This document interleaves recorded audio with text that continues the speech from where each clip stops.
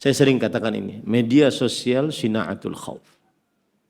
Media sosial pembuat rasa cemas gelisah. Maka saya juga beberapa hari ini sering menasihati. Yang di media sosial cuma scroll-scroll, cuma sebagai konsumentor saja atas berita-berita, mendingan hapus saja.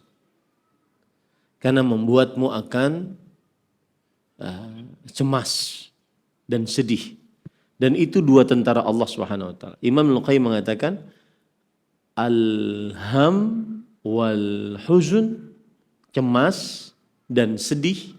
Cemas karena nanti besok gimana ya? Sedih atas sesuatu yang telah berlalu, yang belum didapatkan. Atau atas sesuatu yang hilang dari kita. Oh kenapa enggak dapat dulu, kenapa enggak saya begini dulu, kenapa. Akhirnya cemas dan sedih. Maka kata Imam Al-Qayyim rahimahullah, al-ham wal hazan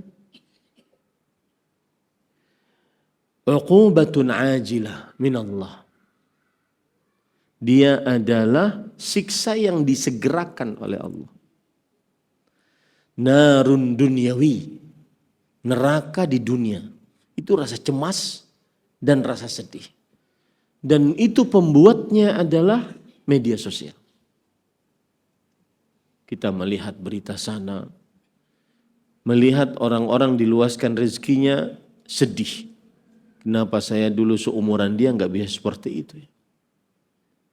Melihat orang-orang yang terkena musibah, cemas. Kenapa saya tidak bisa, mudah-mudahan saya tidak kena ya. Cemas dan sedih. Makanya Allah Subhanahu wa taala memberikan karamah kepada para wali-wali Allah. Innal ladzina amanu wa 'amilus shalihat ulaika la khaufun 'alaihim wa la hum yahzanun. Orang yang beriman dan beramal saleh, mereka tidak ada rasa khauf, rasa cemas atas yang akan dihadapi. Nanti saya bagaimana ya? Besok apa yang harus saya kerjakan? Besok dapat berapa nih? Kemudian walahum yahzanun, dan tak sedih atas yang telah lalu. Ini menarik, harus dipahami. Dan ambillah nasihat ini. Inni lakum nasihun amin. Saya pemberi nasihat dan mudah-mudahan amanah. Nasihat dari seorang yang pengentas media sosial. Kalau hanya cuma sekedar scroll, jauhilah. Nggak ada manfaat. Wallahi saya pernah jalan di sebuah pasar di Banjarmasin. Dan kita lihat pasar-pasar sekarang sedikit pembelinya. Atau mungkin hari itu bukan waktu orang beli-beli mungkin. Tapi sedikit pembelinya. Subhanallah, pasar kosong dari pembeli. Semua yang menjaga, semuanya tertunduk. Semuanya tertunduk. Bagaikan kota zombie, subhanallah.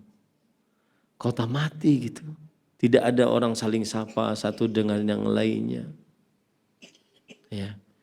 Dan yang saya katakan tadi, media sosial sina'atul khauf. Media sosial adalah pembuat rasa cemas, rasa takut. Itu dikondisikan oleh orang-orang yang membuat media sosial. Dan ini sudah digembar-gemborkan oleh para masyayikh.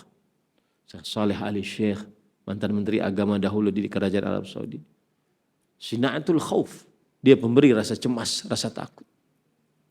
Kemudian juga Syekh Profesor Dr. Abdus Salam Asywair, hafizahullah, ahli fikih di kota Riyadh. Beliau juga mengatakan, lebih baik tinggalkan, berhari-hari tinggalkan itu media sosial.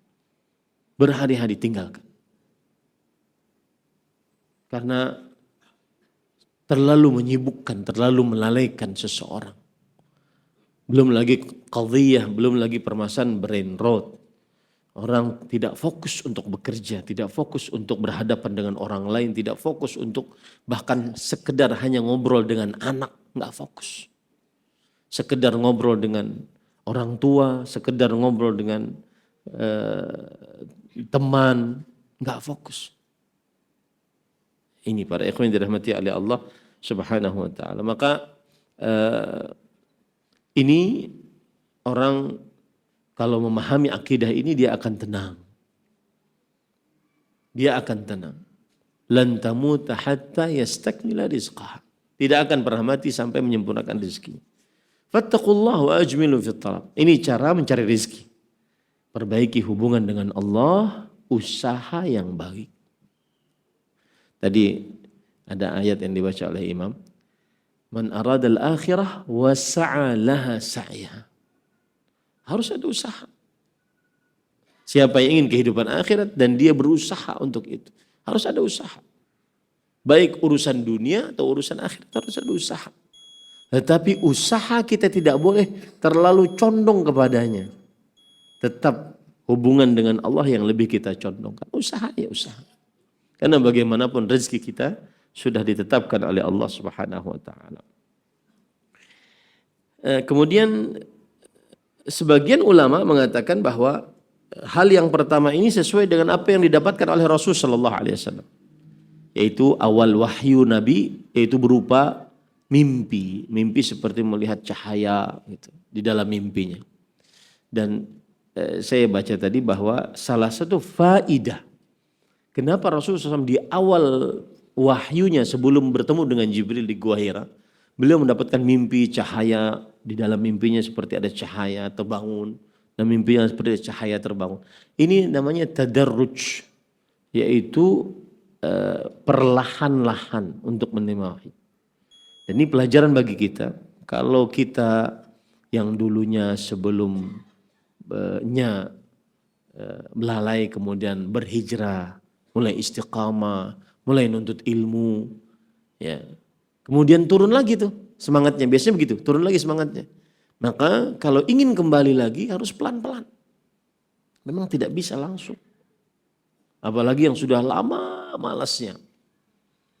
Ya, lama baca Qur'annya sudah hilang. Lama sholat malamnya sudah jadi khabar kana kalau bahasa nahwunya. Sudah jadi kabar terdahulu. Dahulu dahulu aku. Nah, maka itu mengembalikannya harus pelan-pelan memang. Begitulah yang dapat Rasulullah SAW. Ketika mendapatkan wahyu langsung tidak diketemukan dengan Jibril alaihissalam langsung. Tetapi melalui wahyu, mimpi, beberapa kali melihat cahaya dalam mimpi dan seterusnya. Ini faedah yang sangat menarik dalam kehidupan kita bahwa harus pelan-pelan. Dalam artian berubah kepada kebaikan harus pelan-pelan. Tetapi kalau urusan perintah, apalagi yang diwajibkan, segerakan, larangan harus dijauhi. Bukan berarti kata-kata pelan-pelan ini kemudian masih melalaikan perintah atau masih melanggar larangan. Ini yang bisa disampaikan pada kajian kali ini. Silahkan adzan, setelahnya kita langsung pertanyaan.